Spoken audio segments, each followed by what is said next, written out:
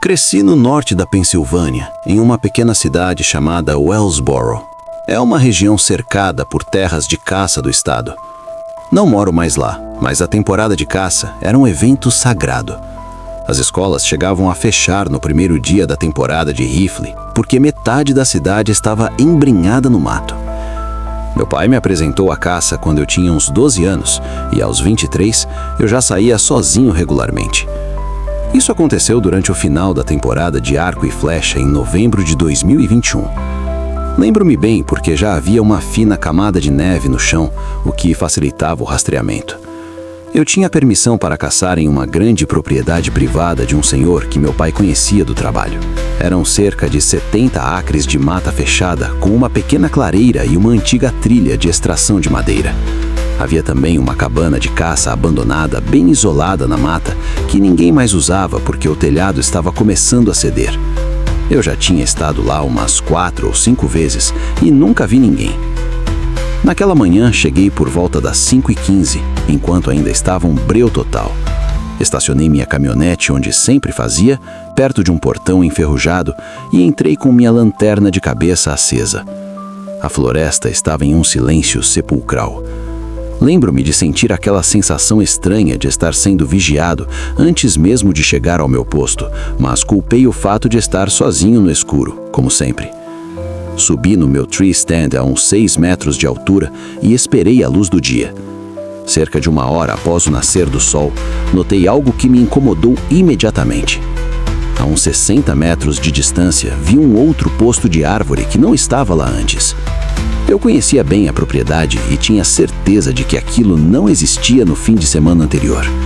Era um daqueles suportes de escada baratos, parecia velho e desgastado, como se estivesse jogado em algum lugar por anos, mas eu teria notado.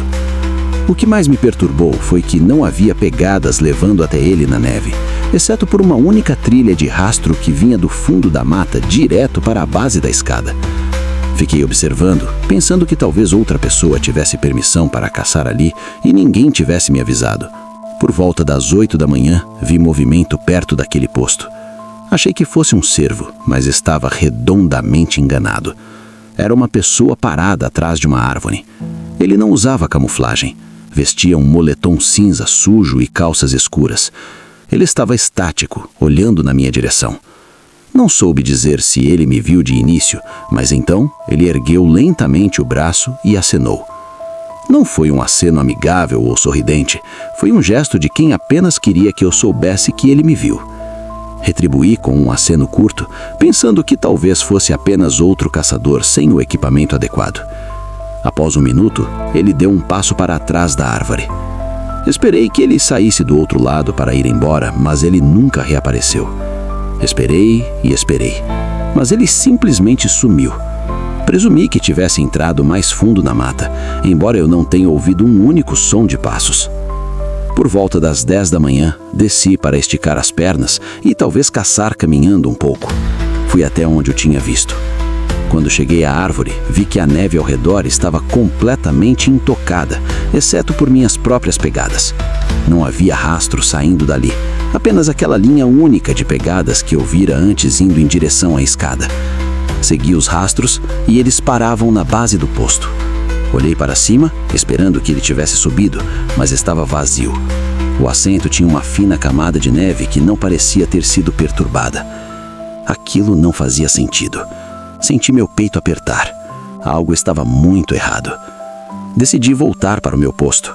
No caminho, notei algo amarrado a um galho na altura dos olhos. Uma tira de tecido de um colete de caça laranja, presa com um nó. Pensei que alguém estivesse marcando uma trilha, mas então vi outra a uns 5 metros de distância e depois outra. Estavam amarradas em alturas diferentes, como se alguém estivesse sinalizando algo muito específico. Foi a primeira vez que cogitei simplesmente ir embora. Ao meio-dia, fui para a caminhonete comer e me aquecer. Nada aconteceu, mas eu não conseguia afastar a sensação de que olhos me vigiavam da borda da mata. Quase fui embora, mas me convenci de que estava exagerando. Voltei para a mata às 14 horas para ficar até o anoitecer. Foi aí que as coisas pioraram. Cerca de 1 hora antes do pôr do sol, ouvi o que pareciam passos lentos nas folhas atrás de mim. pesados demais e muito espaçados para serem de um animal. Virei-me, esperando ver outro caçador. A uns 30 metros atrás do meu posto, vi o mesmo homem. Desta vez, ele estava mais perto. Pude ver seu rosto melhor. Sua barba era rala e suja, e sua pele pálida, como se não visse a luz do dia há semanas. O que realmente me assustou foi que ele estava sorrindo, mas não de um jeito normal. Ele apenas mostrava levemente os dentes. Ele segurava algo na mão direita. Primeiro achei que fosse um graveto, até ver o cabo amarelo e preto. Era uma chave de fenda. Ele não disse nada. Apenas ficou me olhando com aquele meio sorriso. Perguntei se ele tinha permissão para estar ali, mas ele não respondeu. Após uns 10 segundos de encarar de fazer o coração disparar, ele virou-se lentamente e caminhou para dentro das árvores. Aquele deveria ter sido um momento de eu ir embora. No entanto, tomei a decisão estúpida de ficar até o fim da luz de caça. Logo após o pôr do sol, desci e comecei a caminhar rápido. Naquele momento, me arrependi amargamente de não ter saído enquanto havia claridade no céu. No meio do caminho para a caminhonete, comecei a notar as tiras laranjas de novo, mas desta vez não estavam apenas nos galhos. Algumas estavam presas a gravetos fincados no chão.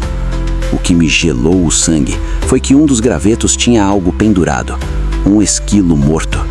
Tinha sido pendurado por um arame atravessado nas patas traseiras. Eu sou caçador, mas não tolero o sofrimento desnecessário de animais. Sobre o esquilo, alguém tinha desenhado um círculo tosco na neve com a bota. Apertei o passo. Comecei a ver mais deles. Não só esquilos, um cabano, um corvo, todos pendurados da mesma forma, como marcadores ou talvez uma ameaça. A uns 100 metros da minha caminhonete, vi algo encostado numa árvore que me fez parar completamente. Era a minha mochila. A mochila que eu tinha deixado no meu tree stand mais cedo aquele dia. Eu não a trouxe comigo quando desci. O zíper estava aberto e minhas coisas estavam espalhadas na neve. Minha nave, minha lanterna e minhas flechas extras. Estavam todas alinhadas ordenadamente como se alguém tivesse feito um inventário. Foi o momento em que percebi que alguém esteve perto o suficiente do meu posto para subir sem que eu percebesse. Peguei minhas coisas e corri o restante do caminho. Quando cheguei à clareira, tive o último encontro inesperado. Parecia não ter fim.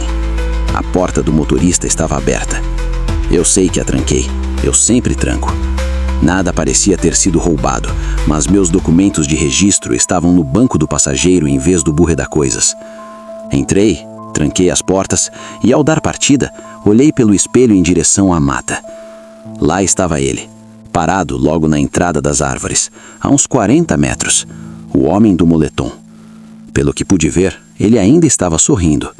Desta vez, ele ergueu a mão novamente, mas em vez de acenar, ele apenas apontou para mim.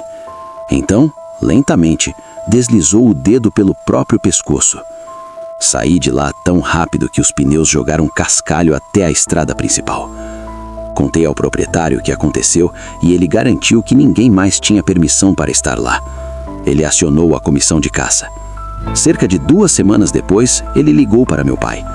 Disse que os oficiais encontraram um abrigo improvisado nas profundezas da propriedade, feito de lonas e madeira velha. Lá dentro, encontraram boços de animais e equipamentos de caça roubados de outras propriedades. Nunca mais cacei lá. E nunca mais cacei sozinho.